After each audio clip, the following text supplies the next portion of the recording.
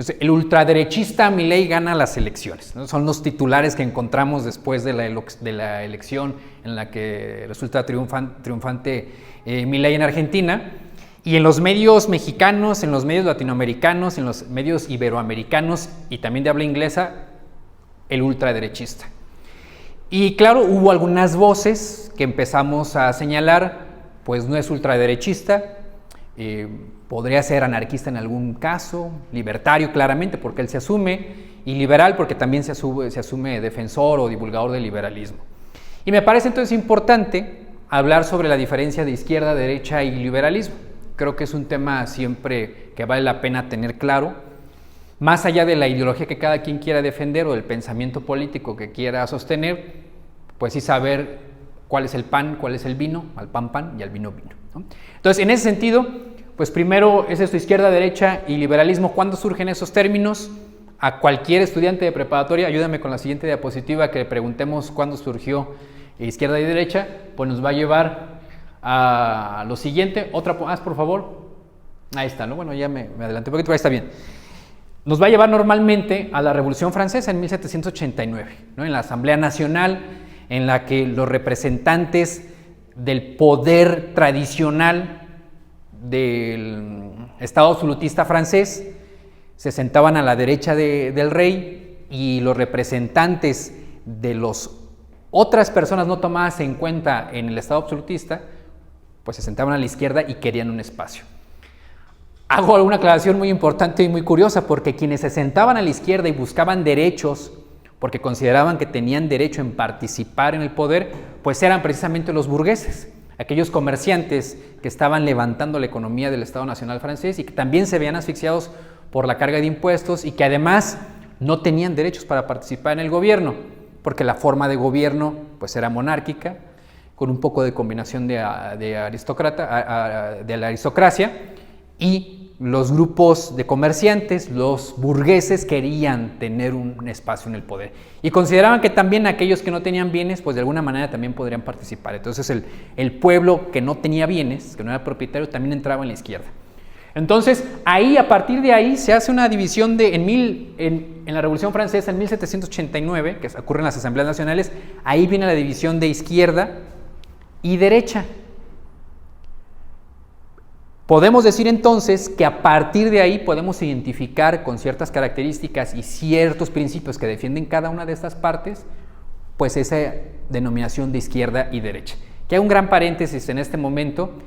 Me parece que en este momento mundial, pues ya es un poco obsoleto usar izquierda y derecha, pero siempre vale la pena porque, insisto, salen los titulares, ahorita hablaré de por qué salen los titulares siempre estas calificaciones de izquierda y derecha, pero siempre vale la pena. Entonces, hay algo que para mí es muy importante. La Revolución Francesa es en 1789, el manifiesto comunista que publican Marx y Engels, y que es el documento más conocido de ellos, pues es publicado en 1848, ¿no? Casi prácticamente, bueno, no casi 100 años, pero bastantes años después, casi un siglo después. Pero antes ocurren otras dos cosas muy importantes. En 1776, antes de la Revolución Francesa, prácticamente 12 años antes, es la Declaración de Independencia de los Estados Unidos de Norteamérica, en donde podríamos decir que esa Constitución tiene una serie de principios liberales. Y antes de eso, ahora sí, 100 años antes de la Revolución Francesa, 100 años antes de que ocurra la división entre izquierda y derecha, hay otro acontecimiento importantísimo, que es la Revolución Gloriosa, que es cuando Guillermo de Orange toma la corona, el Parlamento lo forza a firmar la Bill of Rights, que le da una serie de derechos, precisamente, sí, a los terratenientes, que fueron quienes hicieron la revolución o quienes la financiaron y la pelearon, una serie de derechos que podrían resumirse en los siguientes: el derecho a la vida, así que el monarca por su capricho no te pueda encarcelar ni quitar la vida; el derecho a la libertad, lo mismo que no te puede encarcelar; y el derecho a la propiedad. Tus bienes son tuyos como persona y el monarca no te los puede quitar por capricho. Es decir, nace un pensamiento que después fue llamado liberalismo y que se puede definir, a mí me gusta la definición de Norberto Bobbio, que es: el liberalismo es la teoría y práctica de la limitación del poder. Entonces, el liberalismo nace 100 años antes de la izquierda y de la derecha. Y por eso es bien importante tener claro que el liberalismo no es ni izquierda ni derecha. Es anterior y lo trasciende. Y así hay que entenderlo, porque si no, pues nos vamos a andar confundiendo, como bien lo decía Laura, pues en un mar de mentiras, en una serie de apropiaciones de palabras para que hechos o actitudes que tienden a la esclavitud, que tienden al autoritarismo, se disfrazan de liberales, de progresistas, y con un lenguaje de cambio de significados, pues la gente se los va apropiando y le van pareciendo razonables. Entonces, por eso me parece que es muy importante comentarlo así. Entonces, bueno, vamos viendo, no solamente la diferencia es histórica, la diferencia es de posicionamiento político y de pensamiento filosófico. Vamos a avanzar un poquito en eso. Laura, ¿me ayudas con la siguiente diapositiva? ¿Qué defiende normalmente la izquierda? La igualdad de recursos, ya lo comentó Laura, ¿no? La igualdad de recursos, o sea, sí la igualdad de personas, así como la Revolución Francesa proclamaba la libertad, igualdad y fraternidad, pero la Revolución Francesa no proclamaba la igualdad de los recursos, o sea, que todos tengamos los mismos recursos, no.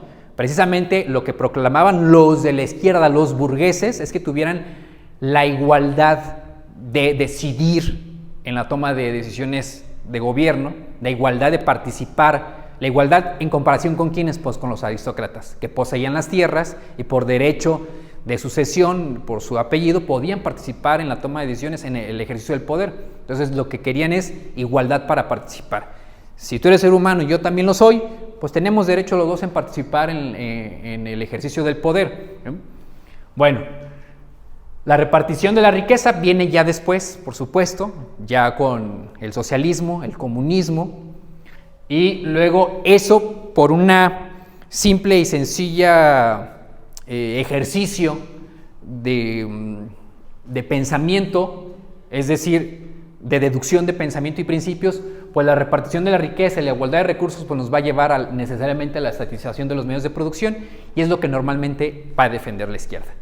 La derecha, por otro lado, va a defender una moral de Estado, es decir, el Estado debe decirnos qué es bueno y qué es malo y todos lo tienen que aceptar. Defiende la tradición, aquí somos así, siempre hemos sido de esta manera, pensamos de esta forma, y defender la tradición incluye una serie de cuestiones: defender el idioma, defender la raza, defender la nacionalidad y defender las costumbres que tiene X sociedad. ¿Por qué? Bueno, porque son la tradición y siempre hay que tenerlo. Por eso, pues normalmente se suele relacionar la derecha con el conservadurismo, porque hablamos de conservar las tradiciones y las estructuras de poder, las estructuras sociales. A lo que ya bien refería Laura, y es que lo cierto es que el poder, hay un viejo dicho que dice, nadie gobierna solo, se necesita gobernar con el poder normalizador, es decir, que lo que yo imponga desde el ejercicio del poder, pues la gente lo tenga normalizado, porque si no va a haber un choque muy fuerte con lo que la gente piensa.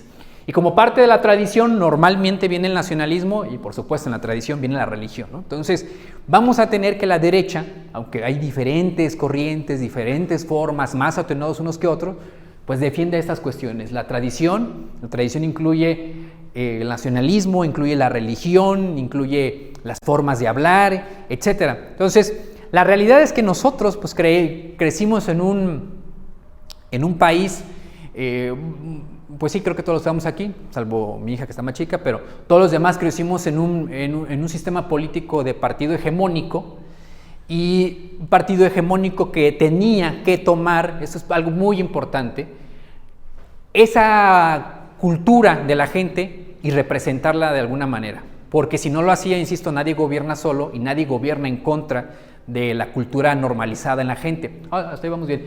Entonces, el partido hegemónico durante muchos años educó conforme a lo que la gente entendía, y la gente entendía, a mí me gusta, aunque no le guste aquí a nuestros amigos, pero a mí me gusta la forma en que Catón percibe esto en la cultura mexicana, y es las culturas prehispánicas y la cultura de Castilla y León, lo que llamaríamos España, tenían algo muy en común, y es que las dos culturas se entendían muy bien de trono y altar, y por eso se pudieron fusionar perfectamente. Entonces, no hemos caminado a abandonar ninguna de estas cuestiones, ni el trono ni el altar, y el trono y el altar están en la tradición. Y es muy difícil para la población aceptar cosas que vayan en contra de la tradición. Por supuesto, las personas de más edad todavía les cuesta mucho más trabajo cuando les tocan algo que es la tradición, pues que el lenguaje, no, así hablamos, y es impensable que me cambies el lenguaje, ¿no? Estamos muy aferrados, muy arraigados a la tradición. Pero bueno, eso es lo que defiende la derecha, y lo que defiende la izquierda, pues también ya lo vimos. ¿Me ayudas, Laura, con la siguiente? Normalmente la izquierda y la derecha utilizan las mismas herramientas, porque la izquierda y la derecha parten del principio de que el Estado debe hacer algo. Y esta es otra cuestión muy importante. Una cosa es entender la democracia como forma de gobierno y otra como forma de Estado. Pero entendido la democracia como forma de gobierno, donde participan muchos en el gobierno, la democracia puede ser de izquierda y puede ser de derecha.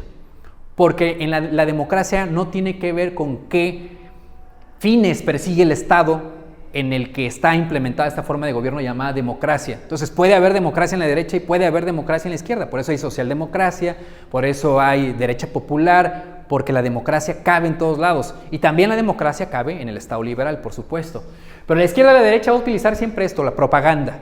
¿Por qué? Porque necesita hablarle a la gente y decirle, acuérdate que esta es la moral del Estado. Ya sea que hablemos desde la derecha o que hablemos desde la izquierda, porque la izquierda también tiene su moral de Estado, la igualdad, la estatización de las empresas, el deberse como individuo hacia el Estado y no al revés, la supresión de las libertades. Tanto la izquierda como la derecha va siempre a suprimir la libertad de aquellos que piensan diferente y va a buscar desde el Estado y desde el autoritarismo, la izquierda y la derecha, callar a aquellos que son disidentes. Eso lo vamos a encontrar en los más extremos, ¿no? Y por eso es que si ustedes se dan cuenta y quieren analizar, por ejemplo, el nacionalsocialismo, pues nos vamos a encontrar que el nacionalsocialismo tiene todo lo feo de izquierda y todo lo feo de derecha. Lo podemos calificar como de izquierda y de derecha, el nacionalsocialismo, que busca igual la tradición, donde está el nacionalismo, donde está la religión, donde está la raza, donde está el idioma, y tiene también lo de la izquierda, la socialización de los medios de producción, la conducción del Estado, de la economía, la defensa de la dignidad nacional desde el Estado. ¿Y cuál es la diferencia con los socialistas y comunistas? Pues si se dan cuenta no es tanta. La única gran diferencia es que el comunismo es internacional y que el comunismo es el objetivo del socialismo. Es decir, una vez que, como bien lo decía Laura, el proletariado se apropia de los medios de producción, lo que sigue es el reparto de la riqueza y en algún momento también la eliminación, además del capital, del Estado. Yo nunca he visto ningún socialista que teniendo el poder quiera eliminar el Estado y llegar realmente al Estado comunista que planteaba Marx y Engels, que era una sociedad sin Estado y sin capital. Pero bueno, más allá de eso, la izquierda y la derecha se parecen, son dos caras de la misma moneda, estatismo y autoritarismo. ¿Qué ofrece la libertad y por qué el liberalismo trasciende a estas dos formas de ver la política y de ver la cuestión del Estado? Primero, el liberalismo es una teoría y práctica de la restricción del poder. Eso es muy importante entenderlo. Y hay que entenderlo en otro posicionamiento filosófico, y es ¿para qué está ahí el Estado? El liberalismo incluye el Estado o entiende que debe haber un Estado. ¿Para qué? Bueno, pues viene dentro de la filosofía política del contractualismo, ¿no? Y si bien es cierto, el primero, ahí en la Revolución Gloriosa que ocurre en 1688 y luego en 1689, John Locke publica el segundo ensayo sobre el gobierno civil donde plantea esos principios de los que estoy hablando. Él no es el único contractualista o justnaturalista, que plantean prácticamente que, bueno, con sus matices cada uno de ellos, pasando por Locke, por Kant, por Rousseau y antes por Hobbes, todos ellos plantean que el ser humano sin Estado, pues normalmente está en un estado natural, de guerra, de conflicto, e incluso, insisto, cada uno con sus matices, con los autores, pero que a través de un pacto deciden entregar el poder y la autoridad a una persona, a un grupo de personas, al Estado, cada uno con sus matices, insisto, porque por ejemplo Rousseau es demócrata, Hobbes es absolutista, John Locke es liberal, ¿no? Entonces dicen, a ver, vamos a entregar el uso de la violencia, vamos a entregar el monopolio del uso de la fuerza, de la violencia legítima, al Estado. ¿Para qué? Para que haga estas tres cosas: proteja la vida, la libertad y la propiedad de los individuos. Es el planteamiento del liberalismo. Cuando veamos protección de la vida, de la libertad y la propiedad, estamos hablando del liberalismo. En el caso, por ejemplo, de la izquierda, no vamos a encontrar la defensa de la propiedad, porque la izquierda requiere la colectivización de los medios de producción, entonces no hay manera de propiedad ahí. En la derecha no vamos a encontrar la defensa de la libertad, porque la derecha te quiere decir qué pensar, ¿no? Qué religión debes de tener, con quién te debes de juntar, hablar de qué cosas, qué debes hacer con tu cuerpo, qué no debes de hacer con tu cuerpo, porque es inmoral. El Estado te plantea una inmoral. En la derecha no cabe la perversión. No les gusta la indecencia, es indecente. Pues déjalo que sea indecente. ¿Cuál es el problema? Es libre de hacerlo. En los dos, en la izquierda y en la derecha, no hay una defensa de la vida. La vida depende de si vas en contra o no del Estado y lo que el Estado defiende. Mientras que en el liberalismo el primer presupuesto es defender la vida. El Estado está para defender la vida y el Estado no te puede quitar la vida. Y tú tienes derecho además de preservar tu vida, porque el Estado tampoco puede estar presente en todos lados.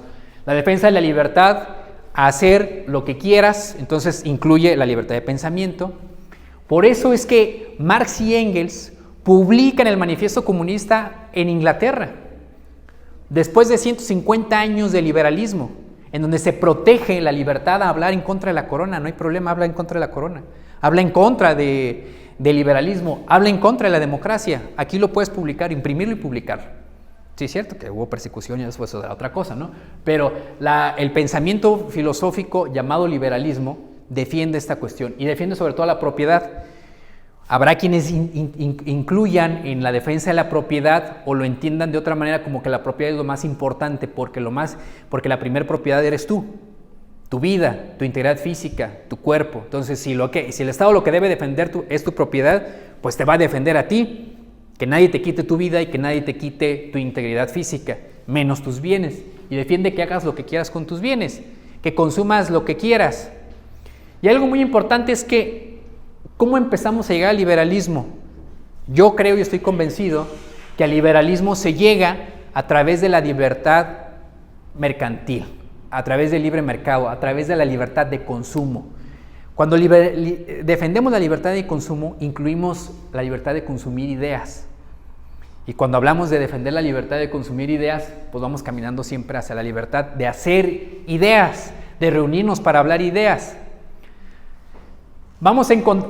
El liberalismo entiende la libertad, algo muy importante lo que planteaba Laura, como la ausencia de restricción a la voluntad.